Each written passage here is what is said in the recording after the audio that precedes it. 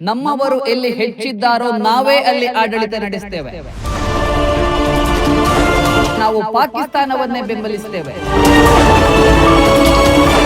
ನಮ್ಮ ಸರ್ಕಾರ ಬರಲಿ, ಗಲಭೆಗಳನ್ನು ಎಬ್ಬಿಸಿ ತೋರಿಸ್ತೇವೆ. ನಮ್ಮ ನಿಷ್ಠೆ ಪಾಕಿಸ್ತಾನದ ಮೇಲಿದೆ. ಒಂದು ವೇಳೆ ಭಾರತ ಮತ್ತು ಪಾಕಿಸ್ತಾನದ ನಡುವೆ ಯುದ್ಧ ನಡೆದರೆ ನಾವು ಪಾಕಿಸ್ತಾನವನ್ನೇ ಬೆಂಬಲಿಸ್ತೇವೆ. ನಮ್ಮವರು ಎಲ್ಲಿ ಹೆಚ್ಚಿದ್ದಾರೋ ನಾವೇ ಅಲ್ಲಿ ಆಡಳಿತ ನಡೆಸ್ತೇವೆ. ಇವತ್ತು ನಾವು ಶಾಂತವಾಗಿದ್ದೇವೆ. ನಮ್ಮ ಸರ್ಕಾರ ಬರಲಿ, ಗಲಭೆಗಳನ್ನು ಎಬ್ಬಿಸಿ ತೋರಿಸ್ತೇವೆ. ಇದನ್ನು ನಾನು ಹೇಳ್ತಾ ಇರೋದಲ್ಲ. ಭಾರತದ ವ್ಯಕ್ತಿಯೊಬ್ಬ ಯೂಟ್ಯೂಬರ್ ಜೊತೆ ಮಾತನಾಡುವಾಗ ಈ ಮಾತುಗಳನ್ನು ಹೇಳಿದ್ದಾನೆ. ಭಾರತದ ಒಳಗೆ ಇದ್ದುಕೊಂಡು ದೇಶದ್ರೋಹಿ ಮಾನಸಿಕತೆಗಳು ಯಾವ ರೀತಿಯಲ್ಲಿ ಕೆಲಸ ಮಾಡ್ತಾ ಇದೆ ಅನ್ನೋದು ನಮಗೆ ನೇರವಾಗಿ ಇದರಿಂದ ಗೊತ್ತಾಗುತ್ತೆ. इधर बेंगलुरु जो है ना, कर्नाटक बेंगलुरु, इसमें नहीं होता है क्योंकि यहाँ पे आबादी ज्यादा है मुस्लिम की. यहाँ पे मार देते हैं हम लोग डायरेक्ट घुस के.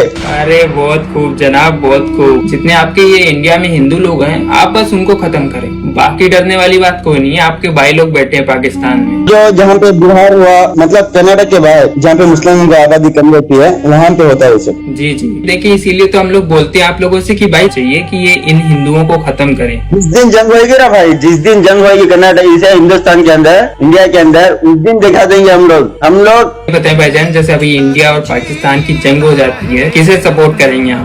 अभी जहाँ पे मुस्लिम कंट्री है कि पाकिस्तान अपना है, काटे किसी को काट के खाए.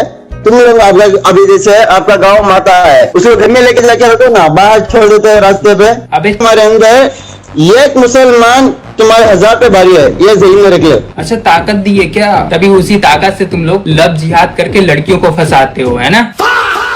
अपने देश का तो हो नहीं पाया तू.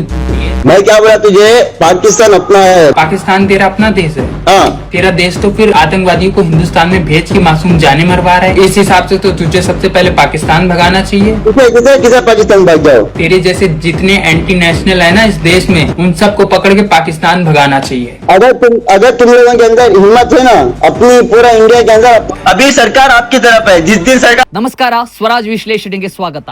ತಿನ್ನುವುದು ಭಾರತದ ಅನ್ನ, ಕುಡಿಯುವಂತಹದ್ದು ಭಾರತದ ನೀರು, ಆದರೆ ನಿತ್ಯ ಜಪಿಸುವಂತಹದ್ದು ಮಾತ್ರ ಪಾಕಿಸ್ತಾನದ ಜಪ. ಇಂತಹ ಒಂದು ದೇಶ ವಿರೋಧಿ ಅಸಹ್ಯ ಮಾನಸಿಕತೆ ಯೂಟ್ಯೂಬರ್ ಒಬ್ಬನ ಸಂಭಾಷಣೆಯೊಂದರಲ್ಲಿ ಬಯಲಾಗಿದೆ. ನಮ್ಮ ಕರ್ನಾಟಕದ, ಅದು ನಮ್ಮ ಬೆಂಗಳೂರಿನಲ್ಲಿ ವಾಸಿಸ್ತಾ ಇದ್ದೇನೆ ಅಂತ ಹೇಳುವ ಯುವಕನೊಬ್ಬ ಒಂದು ವೇಳೆ ಭಾರತ ಮತ್ತು ಪಾಕಿಸ್ತಾನದ ನಡುವೆ ಯುದ್ಧ ನಡೆದರೆ ನಾನು ನೇರವಾಗಿ ಪಾಕಿಸ್ತಾನವನ್ನು ಬೆಂಬಲಿಸ್ತೇನೆ ಅನ್ನುವಂತಹ ಹೇಳಿಕೆಯೊಂದನ್ನು ನೀಡಿದ್ದಾನೆ. ಇದು ಕೇವಲ ಒಬ್ಬ ಯುವಕನ ಮಾತಲ್ಲ. ನಮ್ಮ ದೇಶದಲ್ಲೇ, ನಮ್ಮ ಕರ್ನಾಟಕದಲ್ಲೇ ದೇಶ ವಿರೋಧಿ ಮಾನಸಿಕತೆಗಳು ಯಾವ ರೀತಿಯಲ್ಲಿ ಕೆಲಸ ಮಾಡ್ತಾ ಇದೆ, ಇವರಿಂದ ನಮ್ಮ ದೇಶದ ಭದ್ರತೆಗೆ ಯಾವ ರೀತಿಯ ತೊಂದರೆ ಇದೆ ಅನ್ನುವಂತಹದ್ದನ್ನು ಎತ್ತಿ ತೋರಿಸ್ತದೆ.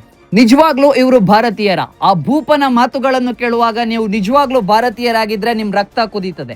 ಸರ್ಕಾರ ಇದರ ಬಗ್ಗೆ ಸೂಕ್ತ ತನಿಖೆ ನಡೆಸಿ ಆತನ ವಿರುದ್ಧ ತಕ್ಷಣ ಕ್ರಮ ಕೈಗೊಳ್ಳಬೇಕು.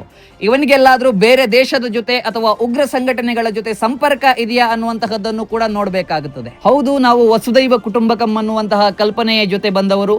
ಹಾಗಂತ ಹೇಳಿ ದೇಶ ವಿರೋಧಿ ಚಟುವಟಿಕೆಗಳಲ್ಲಿ ತೊಡಗಿಸಿಕೊಂಡವರನ್ನು ಸುಮ್ಮನೆ ಬಿಡಬಾರದು.